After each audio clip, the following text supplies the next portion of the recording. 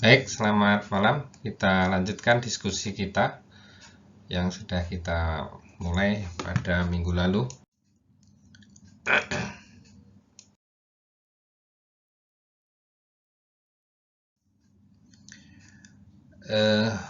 Kita akan secara cepat mereview materi yang ada di bab 1 yang sudah dibaca oleh adik-adik. Yang pertama tentang arus. Jadi di arus ini sudah dikenalkan ada dua paham, ada pandangan tentang arah arus konvensional dan arah arus elektron ya. Jadi tidak perlu dipertentangkan karena memang dua-duanya masuk akal dan benar.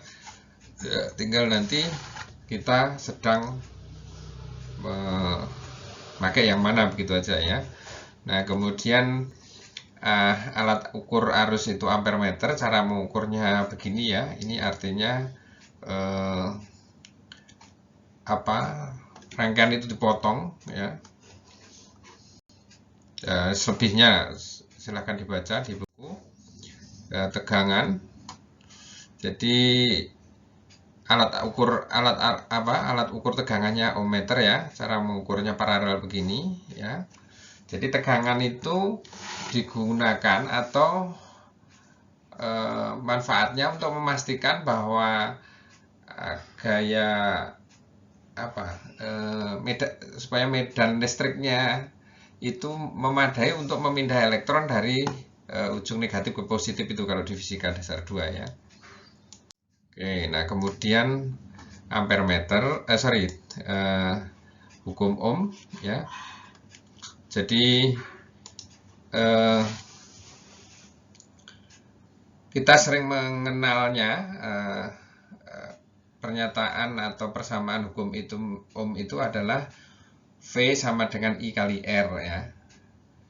Itu benar adanya, tetapi sebenarnya akan lebih mencerminkan kalau persamaannya itu kita buat seperti ini ya. Jadi I sama dengan E atau V per R ya. Jadi arus ini adalah produk dari E dan R yang diberikan, karena sebenarnya arus itu kalau boleh saya ibaratkan seperti api ya. Api itu bisa dimanfaatkan kalau besarnya terkendali. Kalau perlu besar ya besar, kalau perlu kecil ya kecil. Sama juga dengan arus ya. Nah, itu pengendalinya adalah R ya. Ini saya pikir itu saja reviewnya. Kemudian ini besar hambatan dari suatu bahan itu berbanding lurus dengan hambat jenisnya, berbanding lurus dengan panjangnya, dan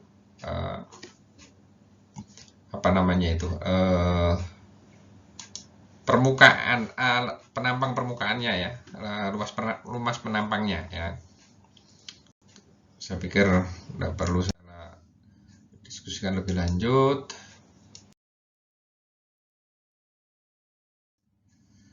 Ini secara umum hambatan itu berbanding lurus dengan suhunya ya. Tetapi ada beberapa material bahan yang sebaliknya, makanya nanti ada PTC, ada NTC ya, silahkan dibaca lebih lanjut ya.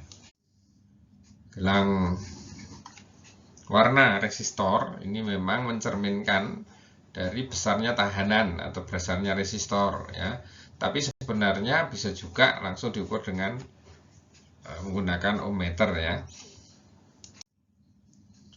Nah di daya ini juga sudah dikenalkan di konsep fisika mekanik sudah, di fisika dasar 2 juga sudah ya. Kalau rumusnya kan VI itu ya. Jadi kalau dayanya ketahuan, nanti suatu alat atau suatu rangkaian itu bekerja selama berapa waktu tentu akan ketahuan energi yang diserap atau yang didisipasi ya. Besarnya adalah V sama dengan daya kalikan waktunya, satuannya joule atau watt detik. Nah, nanti juga tolong diingat kembali itu hubungan antara horsepower dan watt itu, kemudian hubungan antara satuan energi joule dan nanti kesetaraannya dengan kalori ya, itu dicek kembali ya, satu kalori berapa joule, satu joule berapa kalori, itu konversinya tolong dilihat kembali. Nah, kemudian rangkaian seri. Di rangkaian seri ya, seperti dilihat di sini, ini rangkaiannya kan hanya satu ya, otomatis arusnya itu pasti sama di setiap titik ya. Di arus di A, di B, di C, di D pasti sama, di V1, V2, V3 sama ya. Nah, yang menjadi diskusi berikutnya adalah berapa V di R1, V di R2, V R3. Nah, besarnya itu adalah proporsional terhadap besaran R-nya ya. Ini coba di slide berikutnya. Nanti akan kita diskusikan. Nah, di arus ya, di rangkaian seri, karena hambatan totalnya itu bisa dengan mudah didapatkan, yaitu dengan menjumlah saja, maka arus yang mengalir itu bisa secara cepat ditemukan dengan rumus E per R itu ya. Nah, kemudian tegangan di masing-masing R ya secara mudah, karena I-nya sama, maka proporsional terhadap R-nya ya. Ini coba 2, 4, 4, 8, 6, 12 kan gitu. Dayanya juga gitu. Daya yang diberikan oleh sumber tegangan itu sama dengan EI atau VI, 24 volt kali 2 ampere, arus totalnya 48 watt. Nah, nanti akan 48 watt itu akan dibagi habis di R1, R2, R3. Ini jumlahnya akan sama ya. Nah, ini hukum Kirchhoff tegangan sudah saya sampaikan di buku ya, bahwa nanti jumlah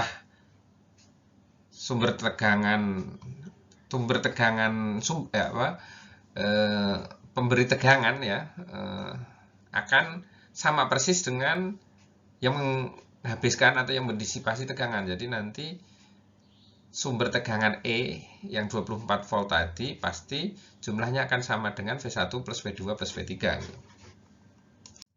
Ya, ini voltage divider. Fungsinya itu kalau kita berhadapan dengan